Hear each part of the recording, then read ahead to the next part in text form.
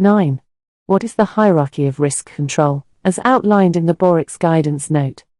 The hierarchy of risk control includes eliminating hazards, substituting less hazardous materials or processes, implementing engineering controls, adopting administrative controls, and using personal protective equipment (PPE) as a last resort. 10. What is the responsibility of BORIX-regulated firms regarding health and safety compliance? BORIX-regulated firms must provide a safe working environment, safe work equipment, safe systems of work, and training to ensure staff competency.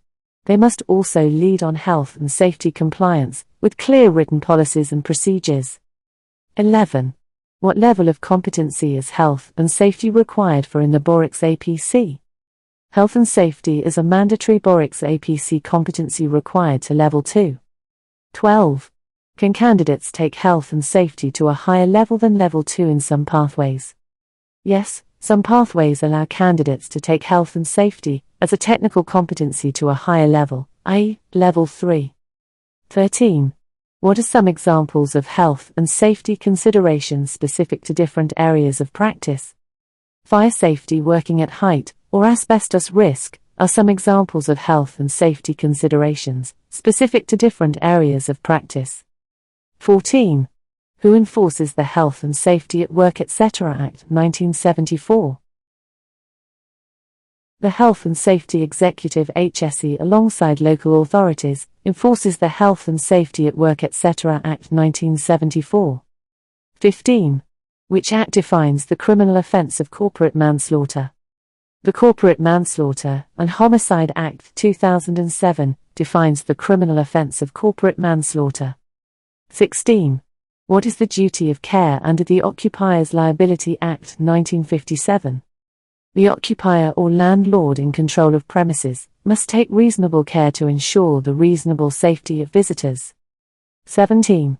What is one essential health and safety issue that surveyors must be aware of? Asbestos is one essential health and safety issue that surveyors must be aware of.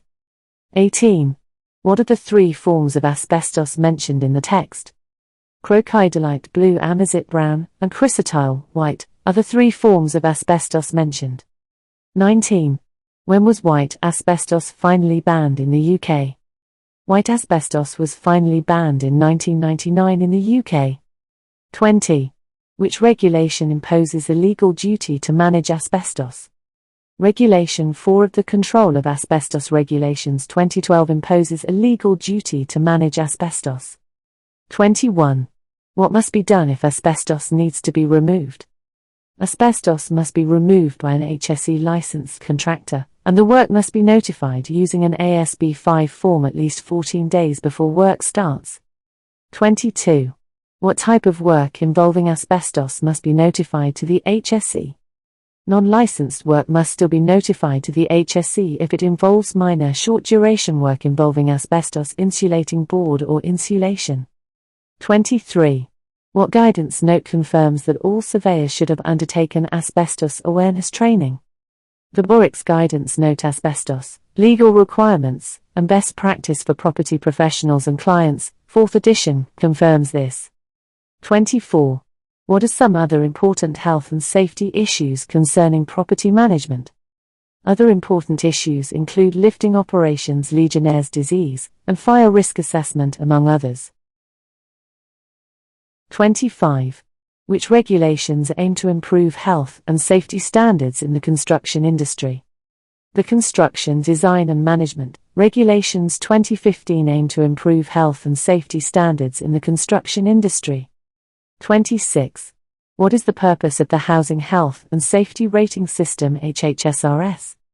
The HHSRS is a risk-based evaluation tool used by local authorities to identify and manage health and safety risks in rented residential property. 27.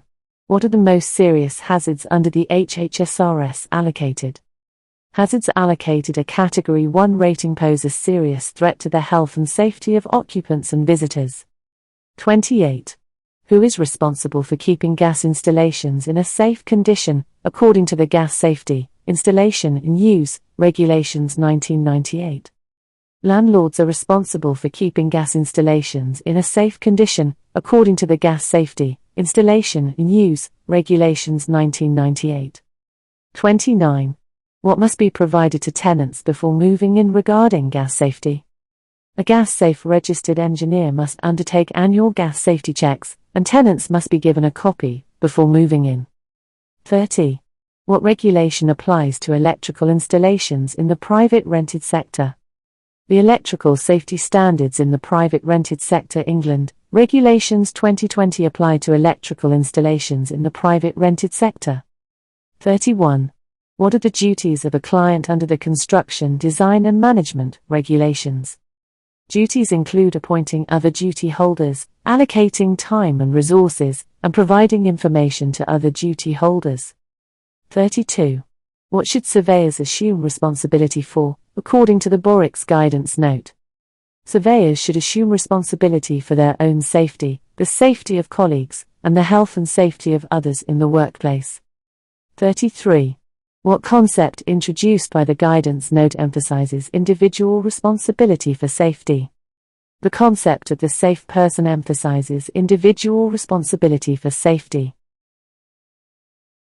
34.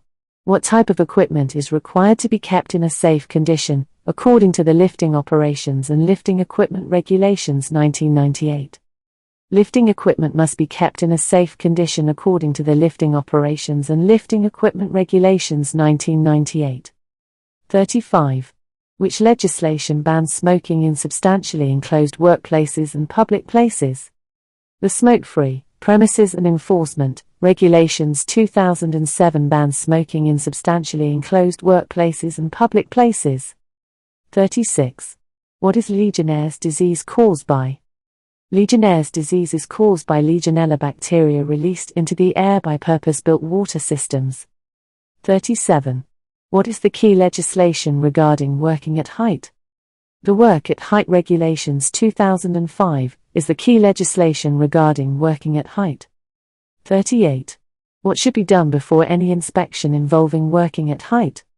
Risk assessment is required before any inspection involving working at height. 39. What is ladder safety mentioned in the text? Ladder safety includes checking the condition of the ladder before each use, and ensuring each extendable section is locked securely. 40. What document must be provided by a competent person for electrical installations every 5 years? An Electrical Installation Condition Report (EICR) must be provided by a competent person every 5 years. Listen or read this repeatedly. What you don't complete you repeat.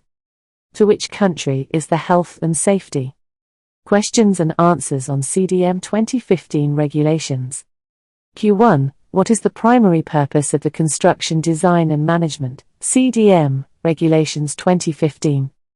A1. The primary purpose of the CDM Regulations 2015 is to ensure that health and safety issues are properly considered during a project's development, so that the risk of harm to those involved in building, using and maintaining structures is reduced. Q2. Do the CDM Regulations 2015 apply to all types of construction work? A2. Yes, the CDM Regulations 2015 apply to all building and construction work. Q3. Are domestic clients required to fulfill the same duties under CDM 2015 as commercial clients? A3. No. Domestic clients are generally not required to carry out their duties, as these are typically passed to other duty holders, such as the contractor.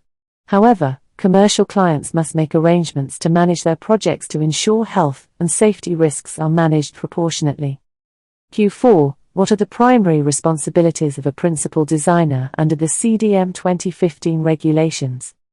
A4. The primary responsibilities of a principal designer under the CDM 2015 regulations include planning, managing, monitoring, and coordinating health and safety during the pre-construction phase, identifying, eliminating, or controlling foreseeable risks, ensuring the client and designers are aware of their duties, and advising the client on compiling pre-construction information, providing relevant information to other duty holders, liaising with the principal contractor regarding the planning, management, monitoring, and coordination of the construction phase.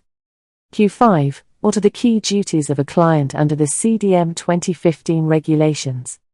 A5. Key duties of a client under the CDM 2015 regulations include appointing competent duty holders, allowing sufficient time and resources for the project, preparing and providing relevant information to duty holders, ensuring that the principal designer and contractor carry out their duties, ensuring welfare facilities are provided.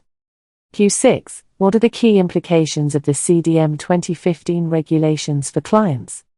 A6. The key implications of the CDM 2015 regulations for clients are increased focus on clients to put in place arrangements to ensure health and safety.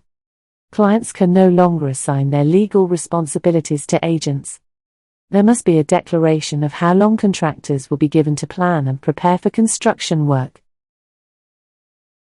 Clients are deemed to assume the role of the principal contractor for any period, during which other appointments are not made. Q7. What must clients ensure regarding the planning and preparation time given to contractors?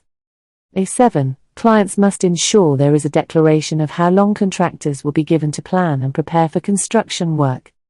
Q8. What happens if a client does not appoint a principal contractor or principal designer?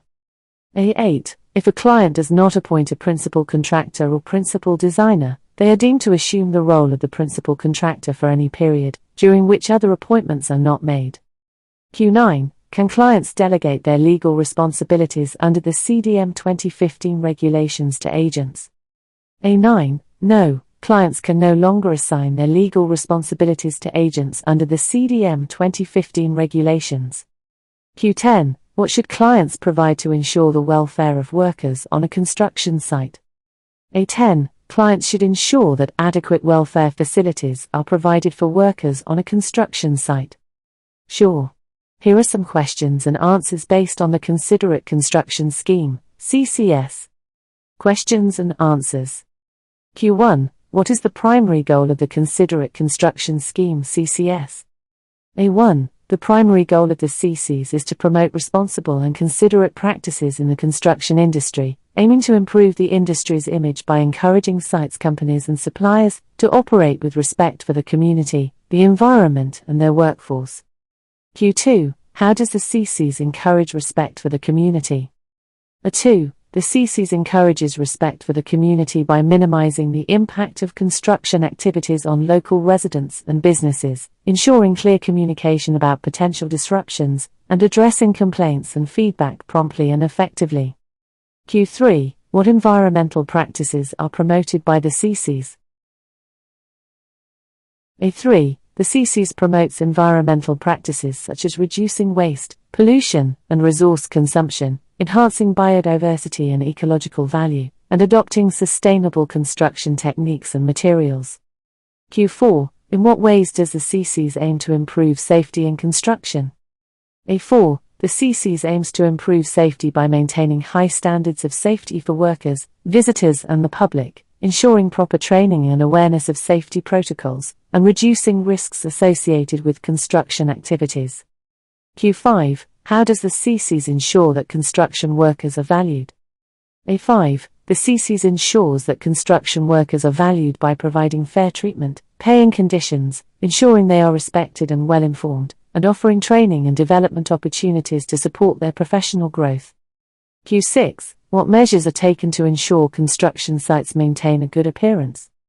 A6. Measures to ensure construction sites maintain a good appearance include keeping sites clean, tidy, and well presented, ensuring construction areas are visually acceptable to the public, and managing waste and materials in an orderly fashion. Q7. Is participation in the Considerate Construction Scheme mandatory? A7. No, participation in the CCS is voluntary, but many construction companies choose to register their sites to demonstrate their commitment to considerate practices. Q8. What benefits do construction companies receive by participating in the CCS? A8. By participating in the CCS, construction companies can improve their reputation, build better relationships with communities, enhance environmental stewardship, and create safer and more supportive working conditions. They may also receive awards based on their performance and adherence to the scheme's criteria. Q9. How does the CCS monitor and evaluate registered construction sites? A9. The CCS monitors and evaluates registered construction sites through regular reviews and assessments, considering their adherence to the scheme's principles of community respect, environmental protection, safety, workforce value, and site appearance. Q10. Can construction sites receive recognition for their performance under the CCS? A10. Yes, construction sites can receive awards and recognition based on their performance and adherence to the CCS criteria, showcasing their commitment to responsible and considerate construction practices. 4. Health and safety. BORIX APC, Health and Safety. SIA Professional Review, Health, Safety and Welfare. Similarity, both emphasize knowledge and application of health and safety regulations to ensure safe working environments. Health and Safety APC Q&A. What are the CDM 2015 regulations?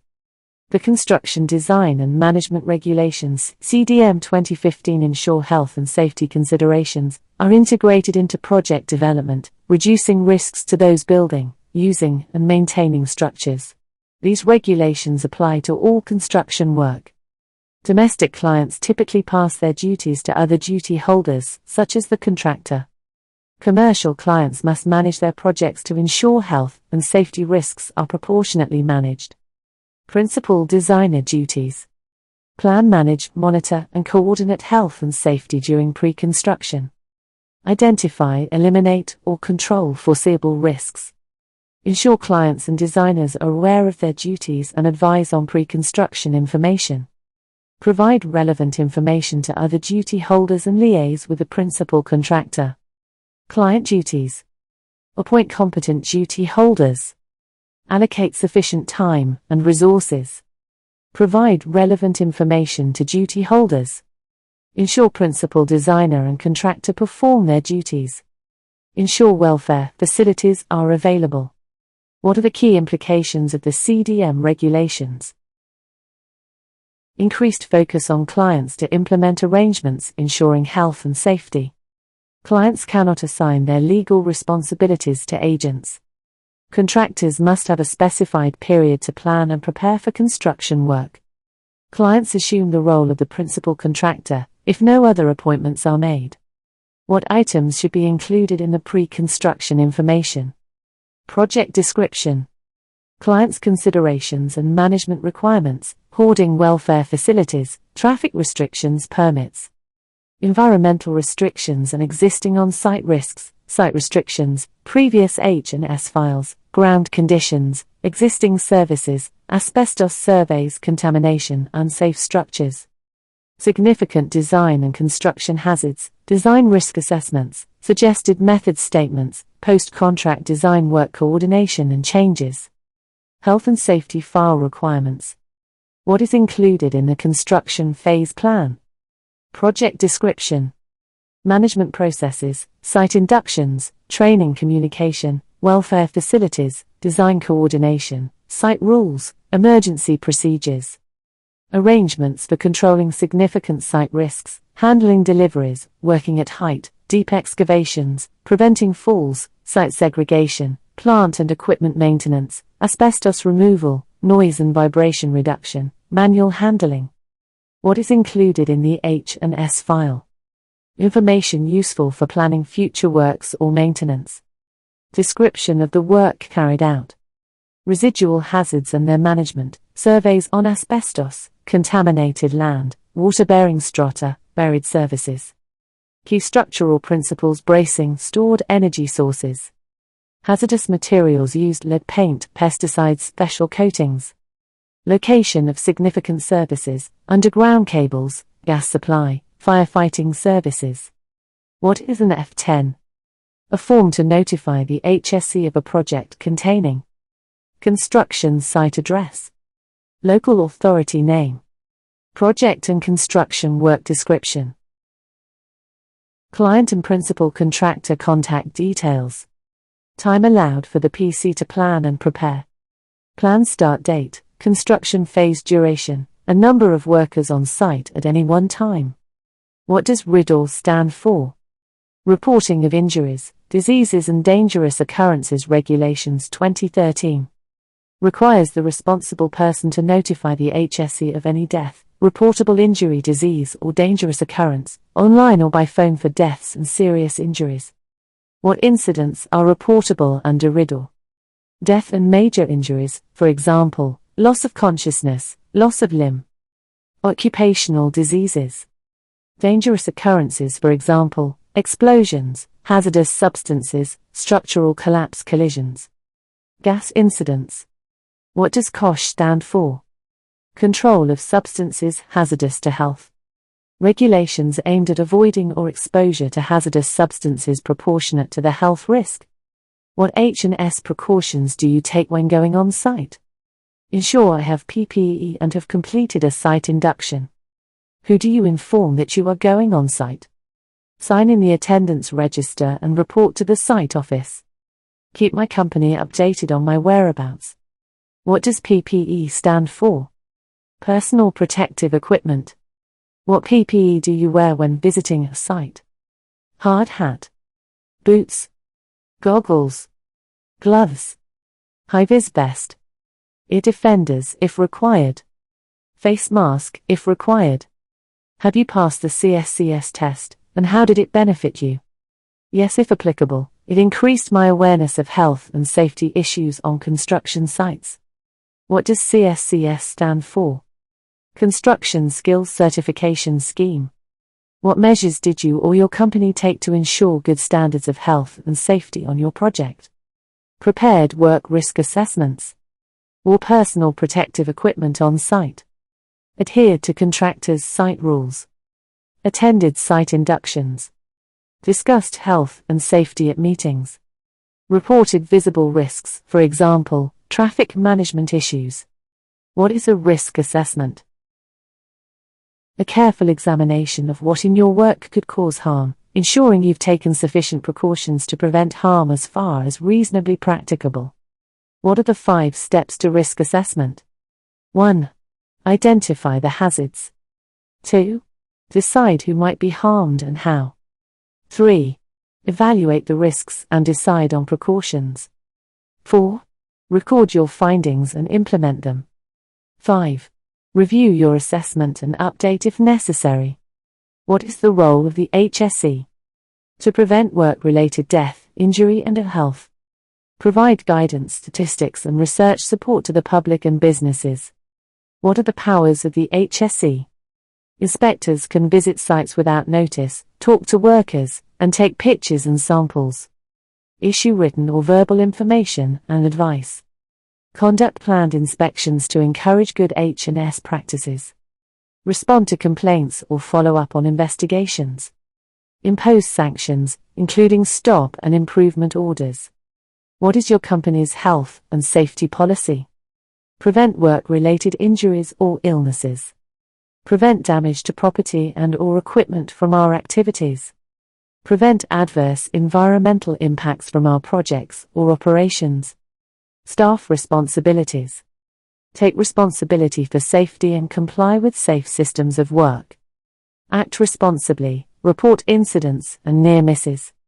Attend regular training refresher courses. Conduct compulsory risk assessments for all projects with bi-monthly updates. Ensure CSCS cards are mandatory. What is the BORIC Surveying Safely publication? BORIC's guidance on personal safety at work covering general statement, duty of care under the law of tort. Safety of employees, actions required by employers, special duty of care towards young/trainees. Workplace, fire and first aid provisions. Hazards and risk assessment requirements. Visiting sites, PPE loan working access provisions. During site visits, key hazards assessment structures, roofs, contamination. Safety of you and others, responsibility for health and safety. Legal duties, criminal liability and CDM guidance. What other guidance is available? HSE's health and safety in Great Britain. HSE's 5 steps to risk assessment. Managing H&S in construction, approved Code of Practice ACAP. What measures prevent accidents and deaths on construction sites? 1. Eliminate risks at the source, for example, ground assembly instead of working at height. 2. Plan and program works effectively. 3. Allow sufficient time for safe construction. 4. Conduct risk assessments, method statements, and worker education. 5. Provide training inductions and CSCS qualifications. 6. Ensure safe working sites and clear access/egress points. Which accident causes the most deaths in construction? Falls from height.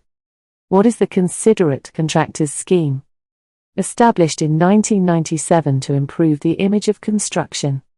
Monitors registered sites to ensure best practices, particularly in community engagement and site cleanliness. What is the Health and Safety at Work Act 1974? Primary legislation governing health and safety in the UK.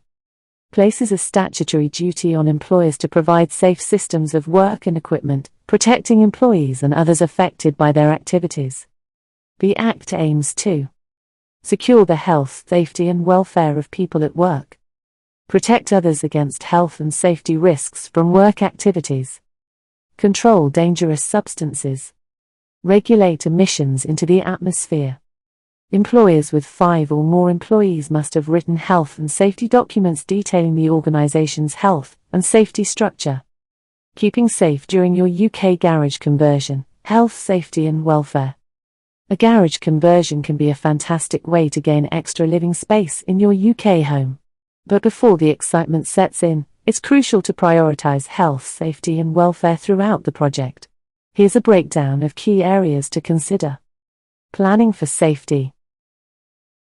Permits and regulations. Ensure you have the necessary building regulations approval from your local council. This helps guarantee the conversion adheres to safety standards for electric structure and insulation. https://